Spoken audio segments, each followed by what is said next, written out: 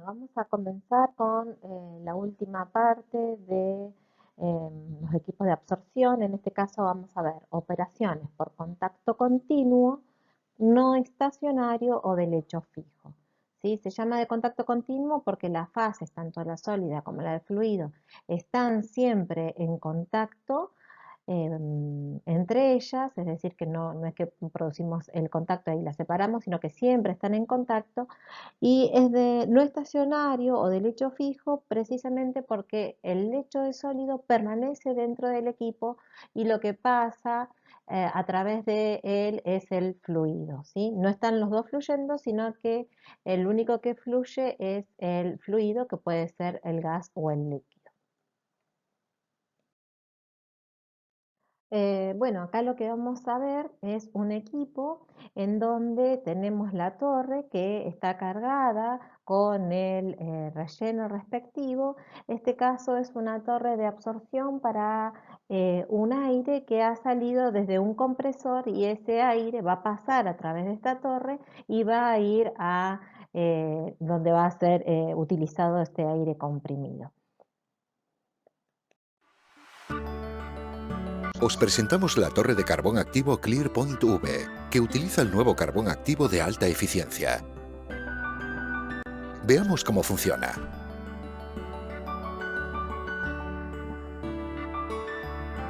El vapor de aceite queda adherido a la superficie del carbón activo.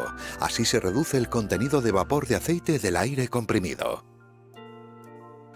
Si se agota la capacidad de absorción de aceite, el carbón activo debe ser reemplazado.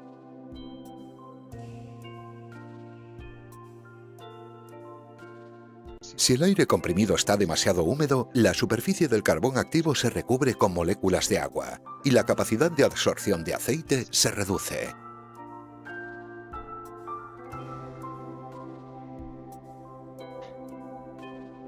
Aquí vemos un carbón activo convencional. Su estructura tiene una capacidad de absorción de aceite limitada, mientras que el carbón activo original de Beko Technologies cuenta. Os presentamos la torre de carbón activo ClearPoint V, que utiliza. Bueno, más allá de la propaganda de el tipo de carbón activado, nos tiene que quedar presente esto, que cuanto mayor área superficial expuesta y disponible para hacer la transferencia de masa, mayor eficiencia va a tener nuestro sistema.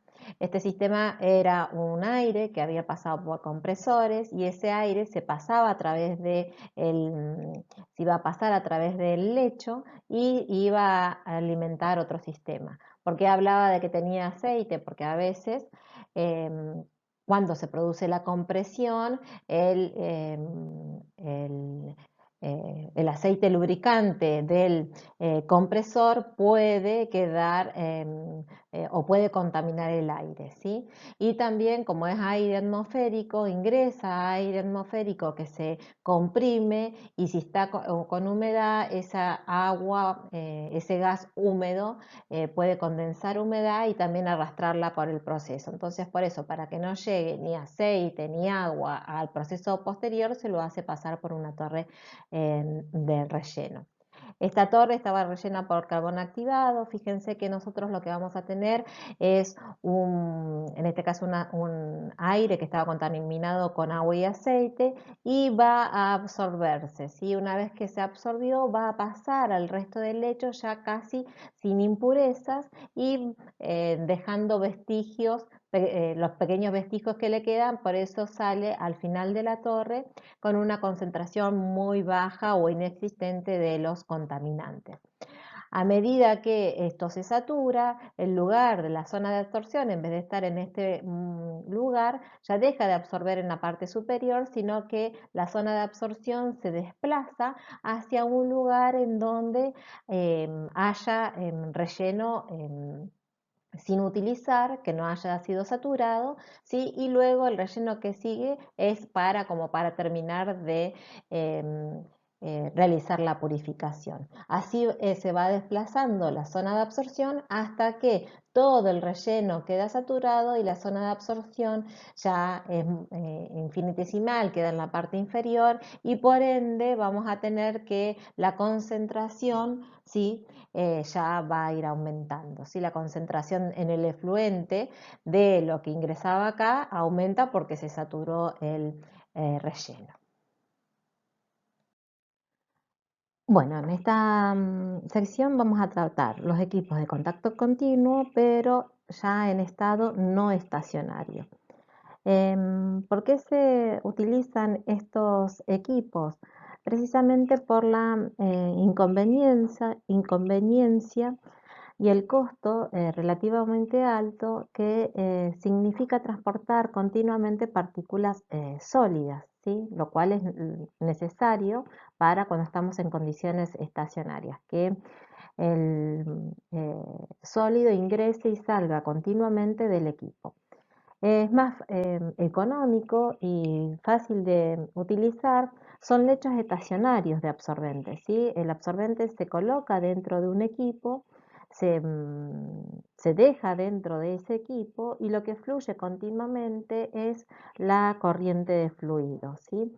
Entonces por eso se llama que es un equipo de contacto continuo, porque las dos fases están en continuo contacto siempre, pero es en estado no estacionario. ¿Por qué? Porque las condiciones, sobre todo las concentraciones, a lo largo del tiempo, en determinados puntos, van a ir variando. Al aumentar la cantidad de fluido que pasa a través de este lecho, el sólido absorbe cantidades mayores de soluto y predomina un estado no estacionario.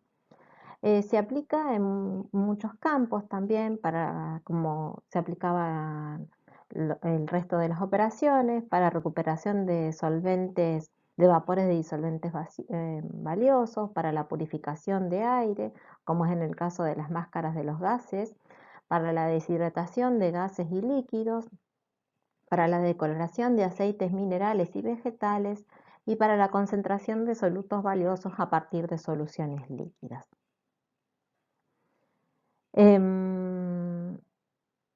Bueno, lo que les decía antes, si bien el flujo de la fase fluida se mantiene constante, el caudal del fluido es constante, el proceso se lleva a cabo en un estado no estacionario debido a que las concentraciones del soluto en la fase fluida y en la fase absorbente sólida cambian con el tiempo en distintos lugares, ¿sí? Esto lo vamos a ver en la filmina que viene. Como vimos, tenemos nuestro lecho y vamos a suponer que hacemos circular a través de este lecho una solución binaria, ya sea gaseosa o líquida, que tiene una concentración inicial C sub 0. El fluido ingresa a ese relleno y entonces en la primera zona, cuando el lecho está sin usar, se produce el lugar de absorción. En esta primera zona, este C sub 0 entrega casi todo lo que puede transferir y en la zona subsiguiente del mismo relleno, lo que se hace es sacar los vestigios que puedan haber quedado desde esta zona. Y el fluente de ese lecho va a salir con una concentración C sub A muy baja.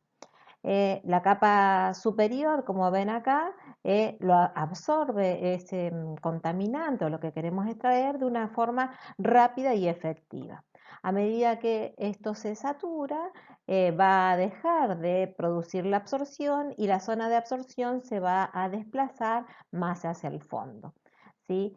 Y luego que se produzca la absorción, todo lo que resta del lecho, que ya es menos que lo que estaba en la condición anterior, en el tiempo anterior, todo lo que resta del lecho va a servir para una post purificación, pero como tenemos menos lecho, esa purificación no va a ser tan efectiva como la que tenemos acá y por eso tenemos una C sub B. ¿sí?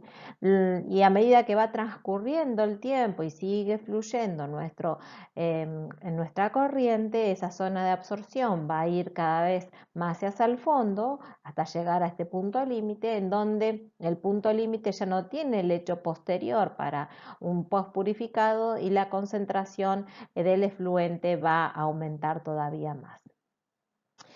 Como para que ustedes tengan referencia, las líneas horizontales indican la concentración relativa del absorbato, ¿sí? Acá tenemos una gran concentración de absorbato y acá es baja la concentración, y eso es lo que nos están indicando la densidad de las líneas. Generalmente lo que les dice acá es la capa superior del lecho está prácticamente saturada, fíjense, prácticamente saturada, y la mayor parte de la absorción tiene lugar en la zona de absorción, en una zona de absorción relativamente estrecha, en la cual la concentración cambia rápidamente, ¿sí? Esta zona de absorción es relativamente estrecha respecto al largo que tenemos en el relleno, y lo que le dice acá es que acá ingresa muy concentrado y de pronto cae a una concentración muy baja, ¿sí? Entonces por eso dice que la concentración cambia relativamente rápido en una zona muy pequeña. Lo que nosotros podemos hacer es lo que vamos a ver en la filmina que sigue. Bueno, entonces lo que podemos ir haciendo es, a medir, es tomar esta gráfica, ¿no? Acá teníamos nuestro lecho y en el tiempo 1 tenemos una determinada concentración de efluente. Si el tiempo 1 circuló determinado volumen de efluente. ¿Y cómo va a ser la concentración de ese efluente? C sub A. En el tiempo 2, que ya circuló más volumen de efluente, va a ser C sub B. En el tiempo 3, C sub C. Y acá, como ya se agotó, la concentración va a ser muy elevada y muy parecida a la concentración inicial con la que ingresa este fluido, ¿sí? Entonces nosotros tenemos este tipo de curva que se llama curva de ruptura, en donde se llama a este punto de aumento de concentración notable, punto de quiebre, y este sería la concentración final a la que vamos a llegar acá, y tenemos también una curva que se llama curva de inflexión, que está marcada por esta onda. Esta es la zona en donde se produce la absorción fuertemente, ¿sí? ¿Por qué? Porque fíjense que es la zona de absorción en donde decía que cambia de una concentración alta a una concentración baja, ¿sí? Por eso dice que la concentración de la zona de absorción es pequeña. Una cosa que tenemos que tener en cuenta es que mientras continúa fluyendo este líquido o gas a lo largo de este lecho, la zona de absorción se mueve hacia abajo, se mueve como si fuera una onda. Fíjense, es la onda típica que tenemos acá. Esa onda se va a mover hacia abajo, pero de una manera más lenta que lo hace la velocidad lineal del fluido atravesando ese lecho.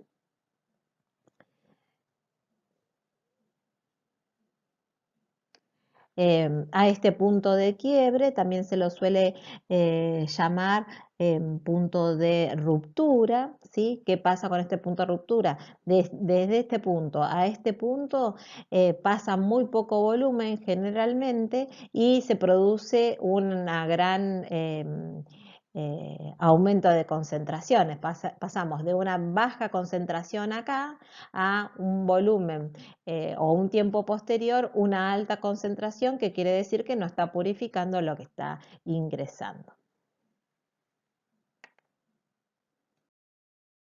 Observaciones que tenemos que tener presentes. Si estamos trabajando con vapores, ¿sí? Y se está absorbiendo de forma adiabática, entonces, ¿qué va a aparecer? Va a aparecer el calor de absorción. El calor de absorción en la zona donde se está provocando la absorción va a producir un aumento de temperatura.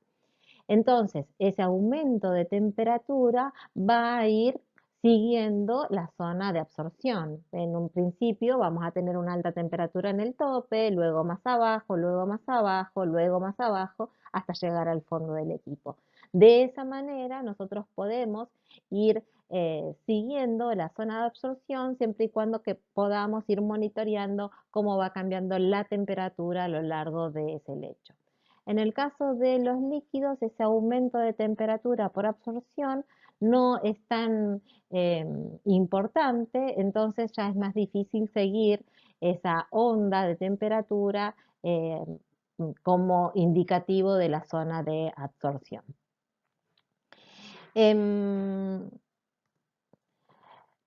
Vimos que las curvas dan un perfil de concentración en la zona de transferencia. Ese perfil de concentración lo podíamos graficar a través de una S. Fíjense que en el gráfico anterior acá nosotros habíamos graficado el volumen de efluente versus la concentración, ¿sí?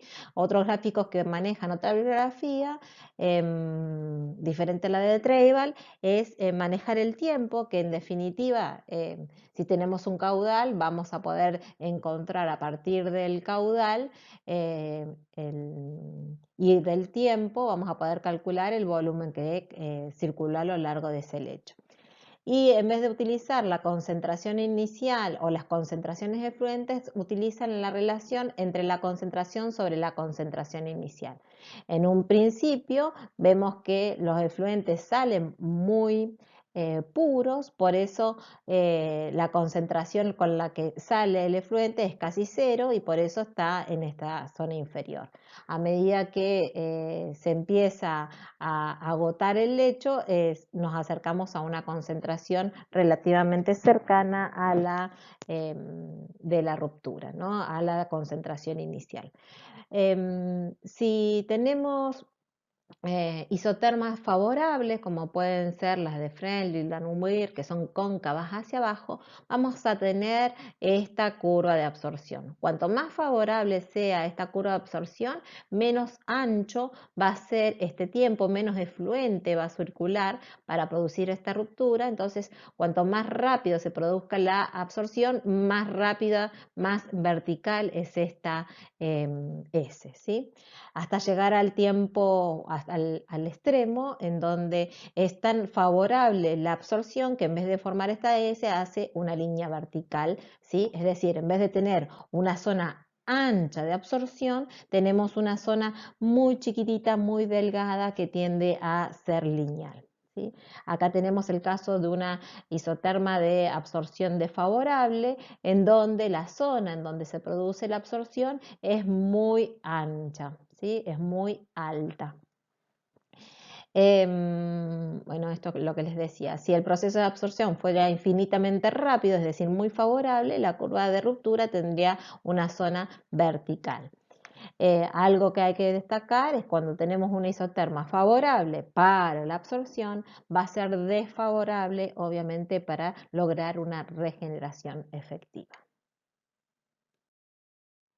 Bueno, la forma de la curva producida por cualquier sistema va a estar determinada por la rapidez real y el mecanismo del proceso de absorción, la naturaleza del equilibrio de absorción, la velocidad del fluido, la concentración de soluto en la alimentación y la longitud del lecho absorbedor.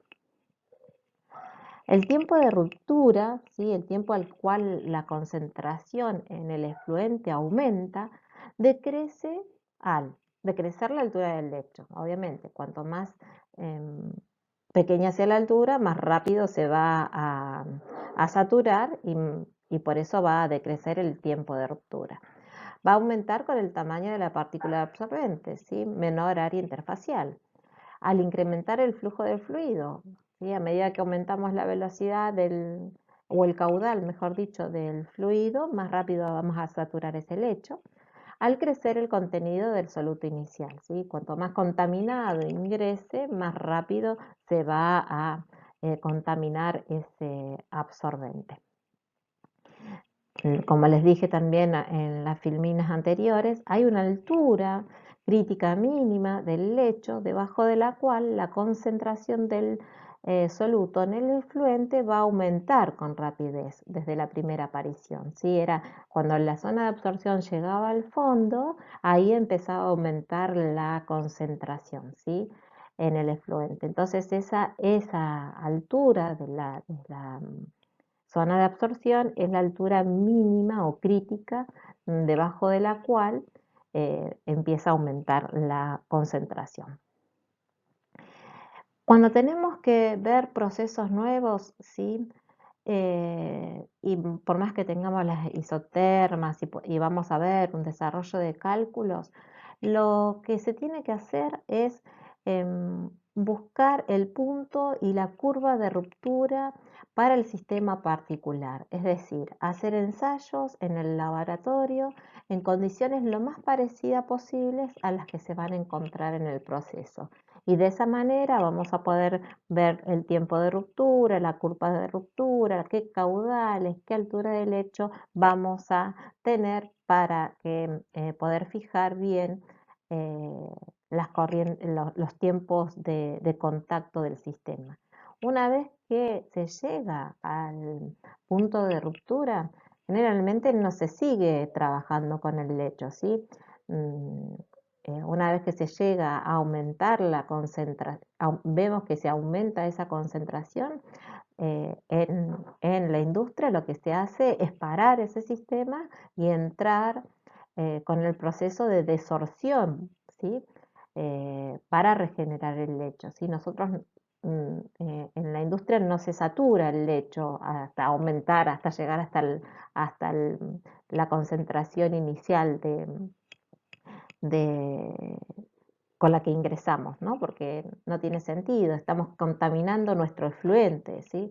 Entonces, por eso es muy importante ver cuál es nuestro tiempo de quiebre o volumen de quiebre, al cual ya a partir de ese volumen empieza a aumentar la concentración para que cuando estemos trabajando en la empresa decimos, bueno, después de 1500 metros cúbicos tratados, hay que parar el sistema y entrar el sistema en regeneración, ¿sí? Para eso se necesita precisamente armar estos datos experimentales. Bueno, ¿para qué o en dónde aplicamos la absorción de vapores? Es una aplicación muy importante de los absorbentes de lecho fijo, es la recuperación de vapores de disolventes valiosos. Puede ser que en un sistema nosotros hayamos tenido un sólido que estuviera saturado con disolventes como alcohol, acetona, disulfuro de carbono, benceno, algunos otros. Entonces, estos disolventes son muy importantes, ¿sí? Entonces los queremos recuperar. ¿Cómo los recuperamos de ese sólido? Secando ese sólido. Lo secamos a ese sólido y ¿cómo lo secábamos? Lo secábamos con una corriente de gas circulante. Entonces, ese gas circulante se va a llevar consigo estos disolventes que nombramos. Ahora tenemos una mezcla de gas disolvente. Ese disolvente para nosotros es importante, entonces, o es contaminante, entonces lo podemos retener a través de un lecho fijo posterior. Em, Fíjense que el equilibrio de absorción a veces es tan favorable que para el carbón activado que permite una recuperación cuando trabajamos con este tipo de solventes del 99 al 99,8% a partir de mezclas que son muy diluidas. Fíjense que están hablando de mezclas de 0,5 a 0,5% del vapor en volumen, ¿sí? O sea, podemos obtener una gran recuperación a pesar de tener soluciones muy diluidas, que hemos visto en otras transferencias que cuanto más diluida es la dilución, más difícil es la transferencia, pero en este caso tenemos una transferencia muy favorable cuando trabajamos con carbón activado y tratamos de recuperar estos disolventes. En muchas plantas de absorción es necesario operar a pequeñas caídas de presión a través del lecho absorbente. ¿Cómo se logra eso? Aumentando el tamaño de la partícula, ¿sí? ¿Por qué queremos lograr esto? Porque no queremos gastar tanto en potencia de circulación. Entonces, por eso es que generalmente se prefiere utilizar absorbentes granulares que en polvo, porque estos gránulos tienen mayor tamaño y provocan menos caída de presión, como habíamos visto en las torres rellenas. Por eso es que las profundidades del lecho no solo son granuladas, sino que también se buscan profundidades de lecho pequeños para tener bajas pérdidas de carga. Fíjense que está hablando de 30 centímetros a 1 metro. Y queremos que la sección transversal, cuanto más grande sea, también va a tener menor velocidad de circulación transversal y por ende menores pérdidas de carga. Y por eso aconsejan una velocidad transversal del fluido entre 0,25 a 0,6 metros por segundo.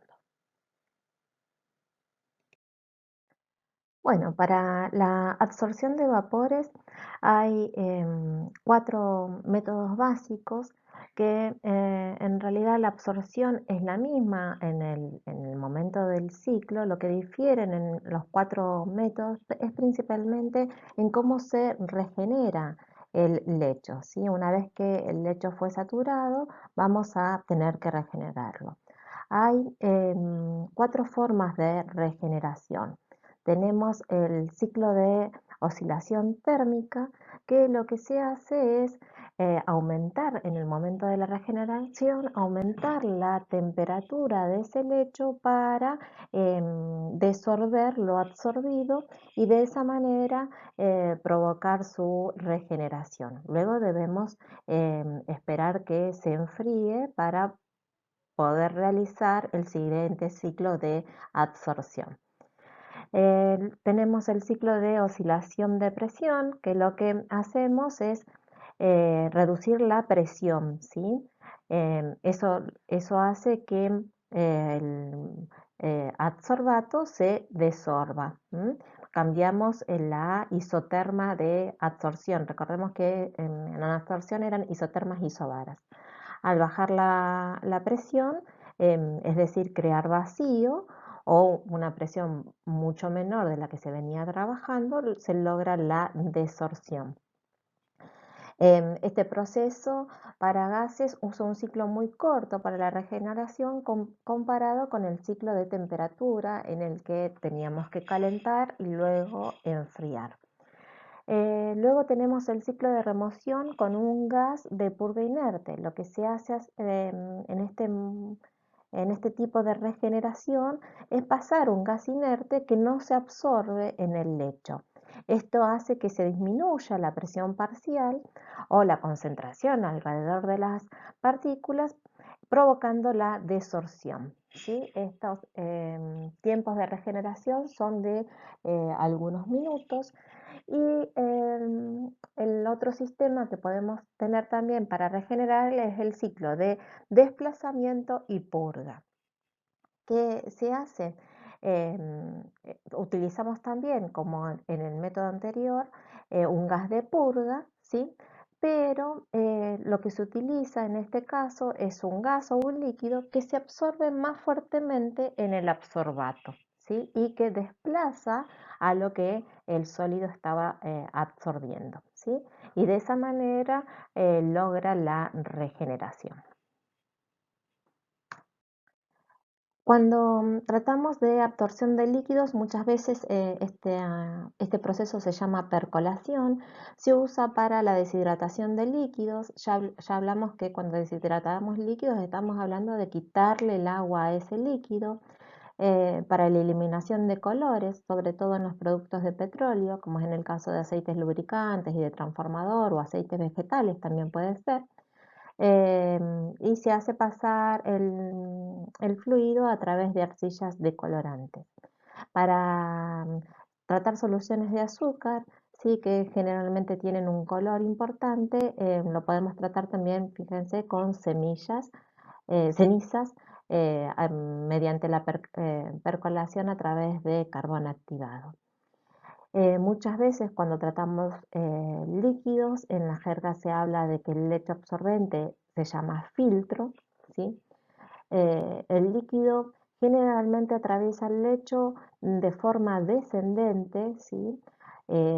O por fuerza de gravedad o por bajo presión. Primero debemos lograr que el lecho absorbente se empape completamente, se moje completamente. Esto lleva un cierto tiempo, de manera tal de permitir que el aire que pueda estar atrapado a lo largo del lecho sea desplazado y empiece la percolación o la absorción propiamente dicha. Una vez que se utilizó ese sólido y se llegó al punto de saturación o al punto que vimos de quiebre, lo que se hace es detener el flujo del fluido que se está tratando y proceder a la regeneración. ¿Sí?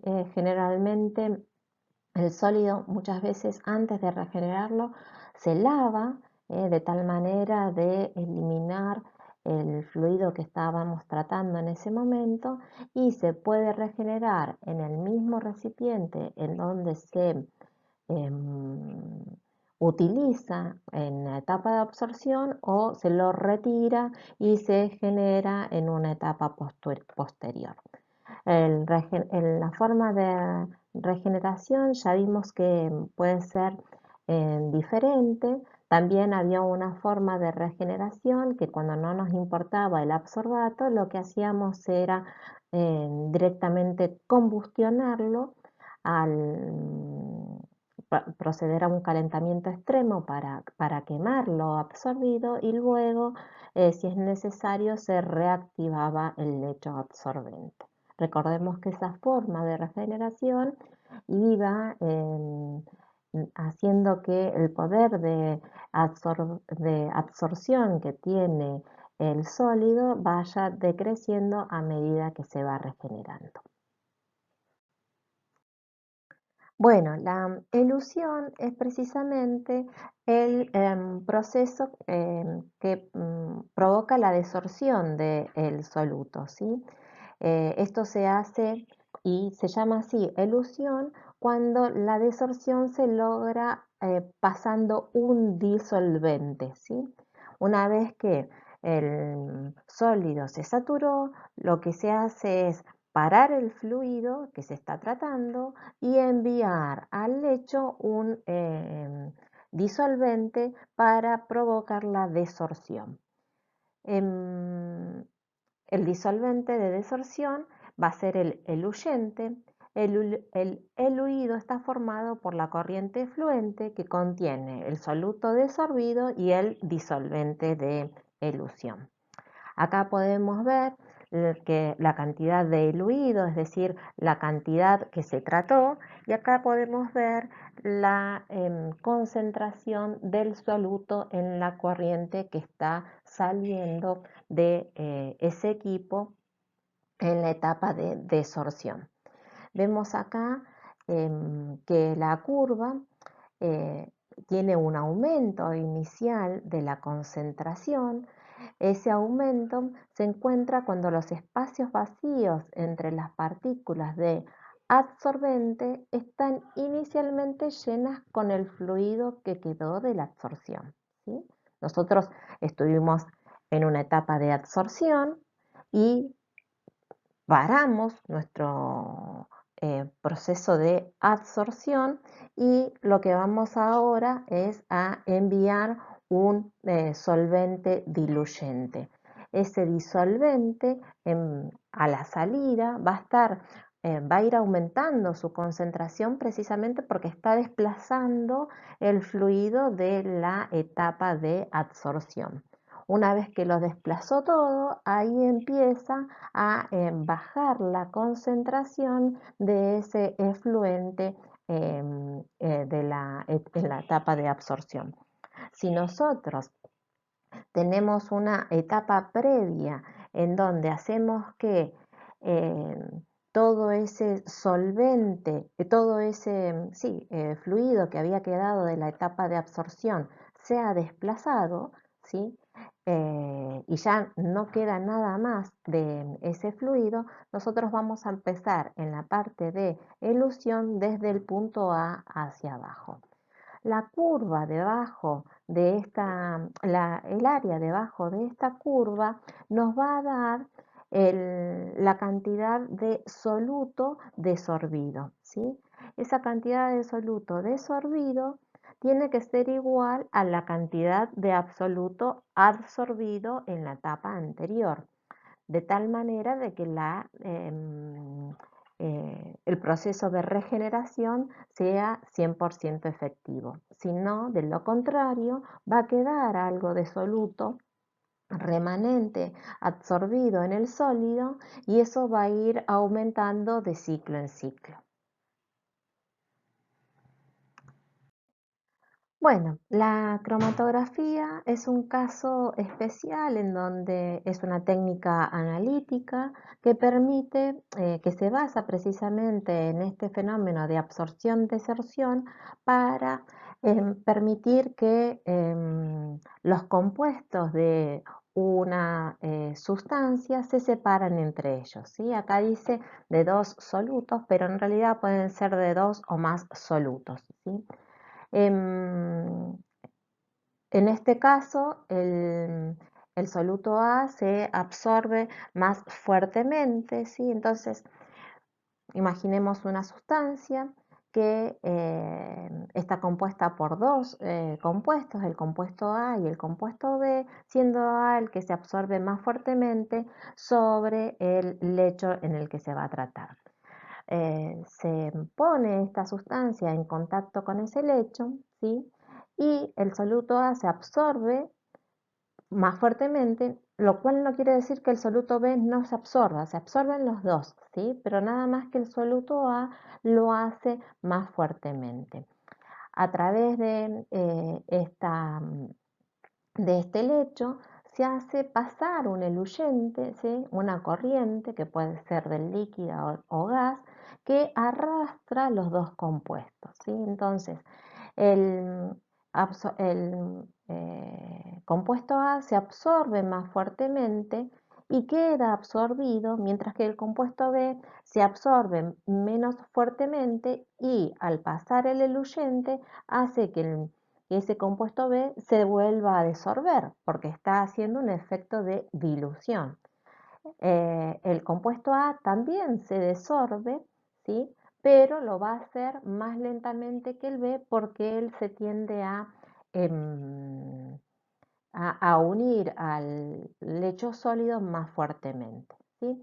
Entonces entran en un ciclo de absorción-desorción, ¿sí? Precisamente porque está circulando una corriente eluyente que hace que la composición en la fase fluida disminuya y hace que los compuestos se desorban, ¿no? Entonces, se absorben y se desorben, lo hacen a distintas velocidades, ¿sí? Pues fíjense, A está teniendo su pico de mayor concentración acá y B está teniendo su pico de mayor concentración acá. Quiere decir que los dos compuestos se están separando entre ellos y llega un momento en que ellos están bastante diferenciados, como puede ser en el caso de, y si los dejamos, si este lecho es lo suficientemente largo, va a haber un momento en donde A se va a separar completamente del compuesto B, ¿sí? Y eso permite que la separación completa de estos dos compuestos y en cromatografía, como yo les dije, es una técnica analítica, ¿sí? Una vez que pasaron a través de este lecho, que en cromatografía se llama, es una columna de cromatografía, una vez que pasaron a lo largo de ese lecho y esas velocidades diferentes de absorción-desorción permitieron que esos compuestos se separen, luego van a ir a un detector en donde van a producir una señal a distintos tiempos y esos tiempos van a depender precisamente de cuán fácilmente se absorben con la columna que lo hemos tratado. Bueno, para diseñar un absorbedor de lecho fijo y predecir la longitud del ciclo de absorción entre reactivaciones, es necesario saber el porcentaje de aproximación a la saturación en el punto de ruptura. Por lo tanto, vamos a querer predecir el tiempo del punto de ruptura, es decir, cuando empezaba a aumentar la concentración y la forma de la curva de ruptura. Las condiciones, recordemos que son en estado no estacionario del lecho fijo y los factores que modifican la absorción hacen que estos cálculos sean muy difíciles de realizar. Por eso es que en un momento de la presentación hablamos de que era necesario hacer mediciones de laboratorio para poder predecir precisamente el tiempo de ruptura y la forma de la curva de ruptura y que esas mediciones en el laboratorio deberían ser lo más parecida al proceso industrial en el que vamos a aplicar.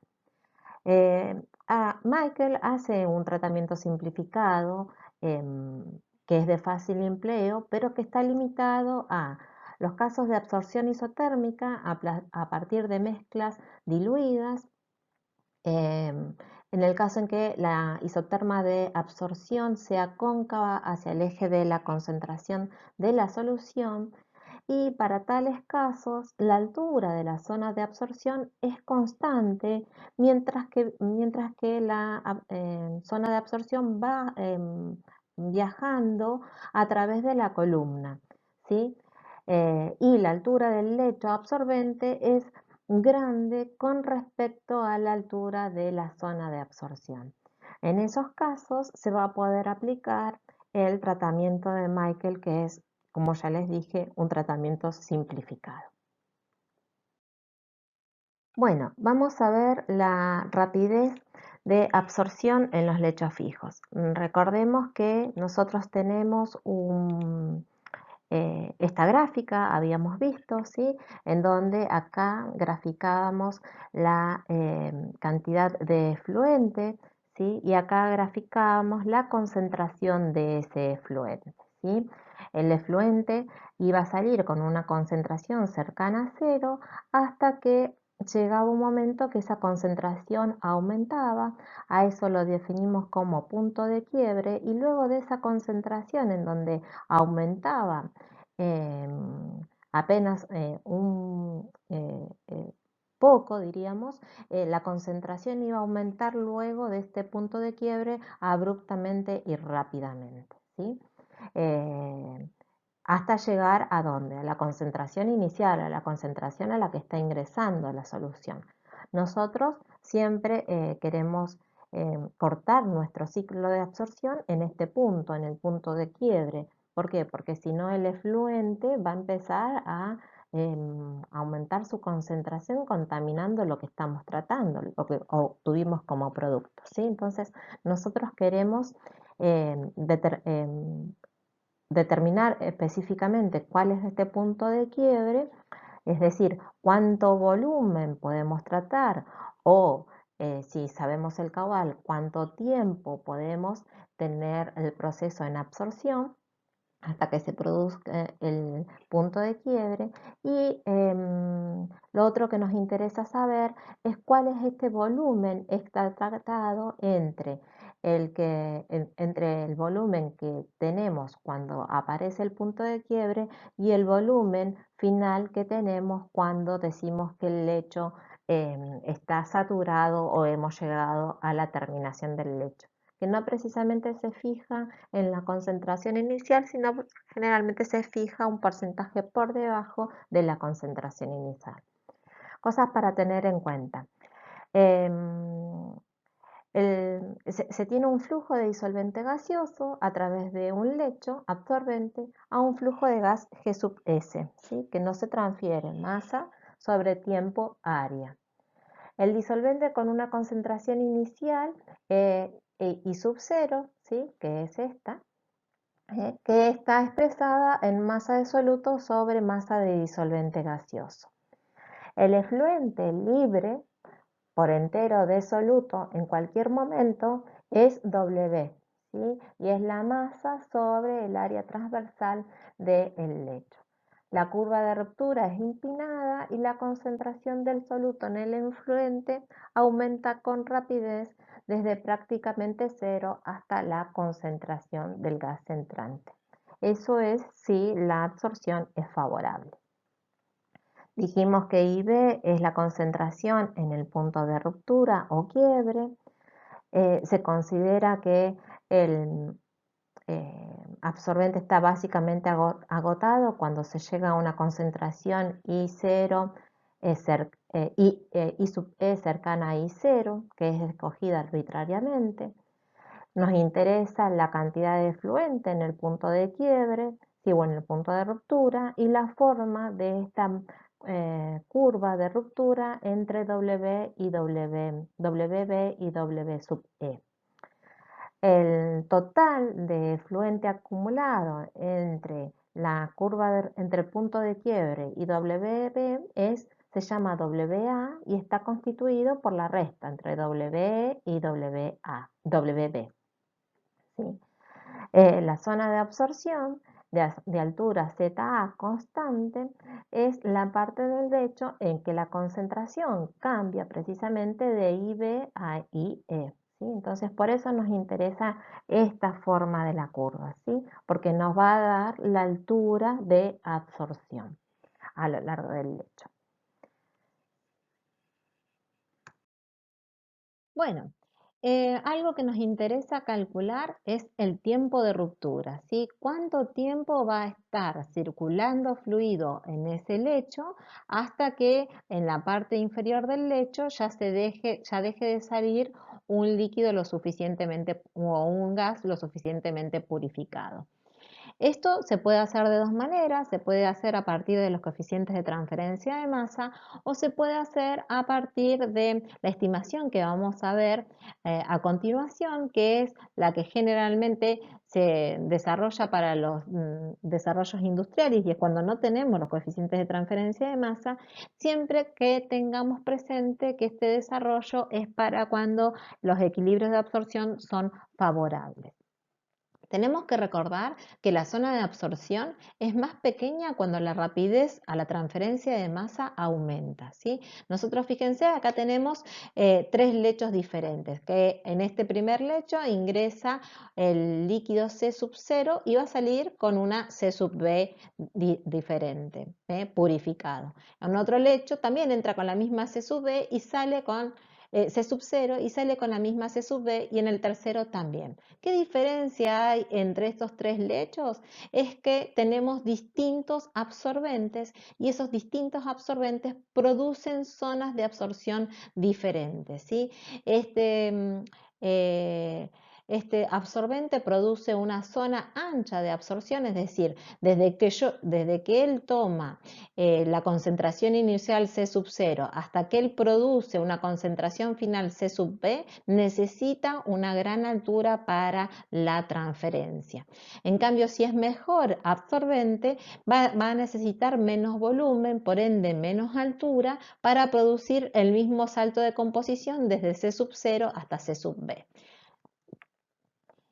Algo que tenemos que tener presente es que en esta parte, si el lecho ya se saturó de cualquiera de los absorbentes, el lecho ya se saturó. ¿Qué quiere decir? Que este lecho, este sólido, está en equilibrio, llegó al equilibrio con este fluido ingresante. Entonces decimos que este sólido se encuentra en esta extensión a una composición de equilibrio X sub T.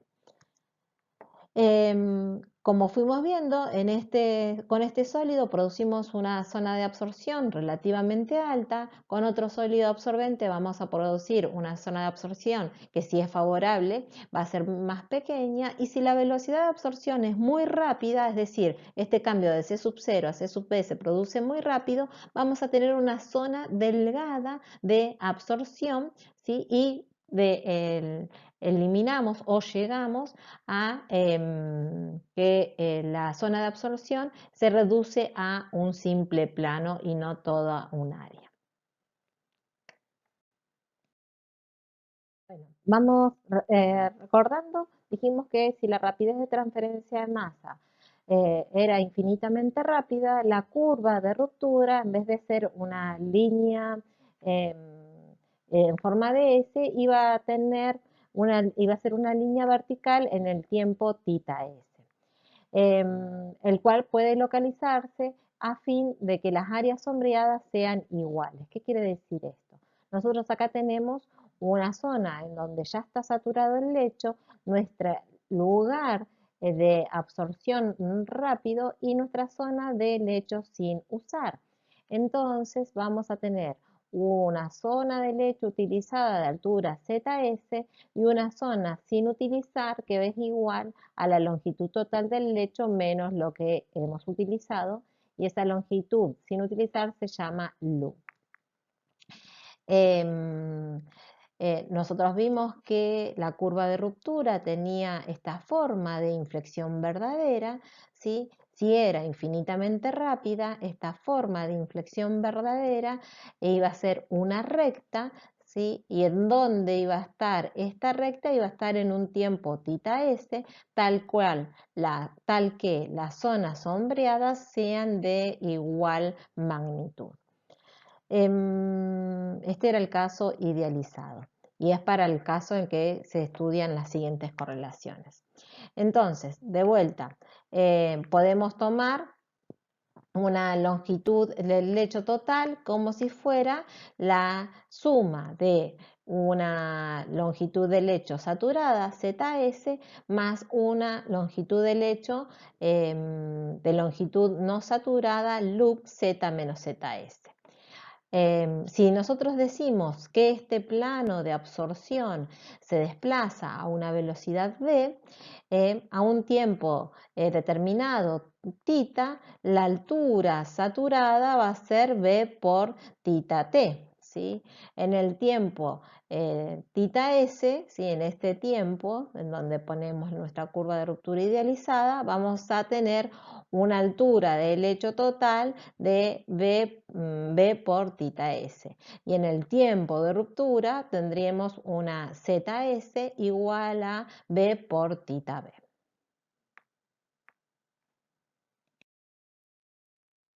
En función de lo que vimos anteriormente, dijimos que la loop era la longitud total del lecho menos la longitud saturada de un lecho. Una loop va a ser la longitud del lecho, ¿sí? La total, menos la saturada que era la partecita marrón en nuestra gráfica anterior. Vimos que Z era igual a B por el θs, vimos que ZS era igual a B por θb, entonces nosotros podemos reemplazar estos valores en función de las restas que vemos acá, ¿sí? Y la velocidad la podemos plantear también en función de esta igualdad, ya podemos reemplazar acá. Ahora vamos a ver un balance para el soluto. ¿Qué nos está diciendo este balance para el soluto? Que el soluto que fue removido en un tiempo θ, ¿sí? De esta corriente de fluido va a ser igual al soluto que va a absorber un sólido de altura ZS, ¿sí? Y que le va a provocar a ese sólido este salto de composición, ¿sí? Fíjense que el sólido tiene una composición inicial y llega a una composición de saturación que corresponde a la que está en equilibrio con este valor, ¿sí?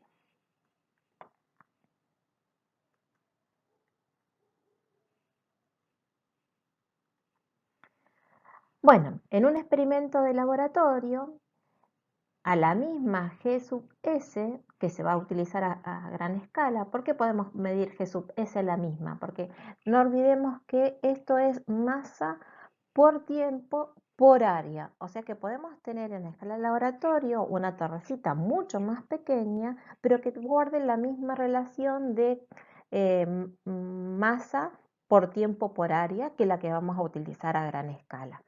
Entonces, por eso vamos a poder medir la curva de ruptura y determinar el θ B y el θ S, que es mediante las áreas iguales, y calcular la longitud anterior. ¿Sí? ¿Por qué vamos a poder calcular la longitud anterior? Porque vamos a poder medir el, el tiempo θ B, vamos a poder medir el tiempo θ S y como estamos a escala de laboratorio vamos a tener el valor de nuestra altura de relleno. Entonces, la longitud sin utilizar loop la vamos a poder calcular. Si la medición se hace sobre un absorbedor de producción que no puede operarse más allá del punto de ruptura, el cálculo puede ser a partir de lo siguiente. En θS vimos que la altura es igual a ZS, ¿sí? Entonces nosotros aplicamos este balance y podemos despejar de acá esta diferencia recordando que el plano ZF, la altura ZS era igual a B por θ, podemos reemplazar acá, ¿sí? Podemos reemplazar y reordenar, que nos va a quedar de esta manera. Y entonces vemos que como el loop era igual a Z menos ZS, podemos reemplazar este ZS, ¿sí? Aplicándole esta ecuación, ¿sí? ZS que era B por θ, entonces B encontramos que era este valor, lo aplicamos y lo multiplicamos por el θ B, que es en el momento de la ruptura. Si la profundidad del lecho a gran escala se va a calcular para un tiempo de ruptura dado, ZS puede calcularse a partir de la siguiente ecuación, haciendo que θ sea igual a θ B. En vez de poner acá θ, ponemos θ B. Algo que vamos a dejar para la parte de lechos fijos, como para cerrar el tema. Tenemos que los lechos fijos se diseñan a partir de datos de laboratorio, datos experimentales de laboratorio. Es por eso que acá no presentamos las ecuaciones que se suelen utilizar para predecir la forma aproximada del comportamiento de estos equipos que se suele obtener a partir también de datos de equilibrio y cálculos de transferencia de masa, ¿sí? Lo más típico es a escala laboratorio. ¿Lo podés calcular a partir de datos de equilibrio y cálculos de transferencia de masa? Sí, pero no es lo que generalmente se aplica, por eso no los estamos dando.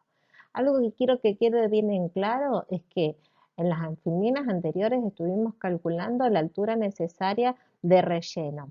Y esa altura necesaria de relleno o de absorbente la consideramos constituida por dos partes. Una parte que absorbía y otra parte que no, que permanecía sin utilizar. Siempre vamos a tratar de asegurar esta zona de lecho sin utilizar. ¿Por qué? Porque de esa manera aseguramos que el efluente, lo que sale por debajo, el fluido que sale por debajo del equipo, siempre tenga una baja concentración de contaminante, ¿sí? Si nosotros no dejamos esa parte del lecho sin utilizar, puede ser que calculemos mal y que la zona de absorción sature todo el lecho y de pronto empecemos a tener contaminante abajo porque ya todo el lecho está saturado. El diseño de un absorbedor para una purificación, ya sea de gas o de líquido, va a implicar la elección del disolvente y el tamaño de la partícula, seleccionando la velocidad apropiada para obtener el área del lecho y también determinar la longitud del lecho para un ciclo determinado de tiempo o calcular el tiempo de ruptura para una longitud escogida. Utilizando una longitud de lecho menor significa un pequeño inventario de absorbente, ¿sí? Y una baja caída de presión en el lecho. Sin embargo, el lecho más corto significa una regeneración más frecuente y altos costos de regeneración. puesto que una pequeña fracción del lecho está saturada en la ruptura, ¿sí? Eso también hay que tener en cuenta. Bueno, por último vamos a ver recomendaciones generales para los lechos fijos. Cuando trabajemos con gases es recomendable una altura del lecho fijo que ronde los 30 centímetros a 1,5 metros, que la circulación del gas sea descendente, las velocidades del gas por área transversal que ronden los 15 a 50 centímetros por segundo. Se utiliza un tamaño de malla 4 a 50, es decir, que va a rondar los 5 milímetros a 0,3 milímetros. Podemos utilizar tamaños menores todavía si es necesario mejorar la transferencia de masa, y la caída de presión no es un problema.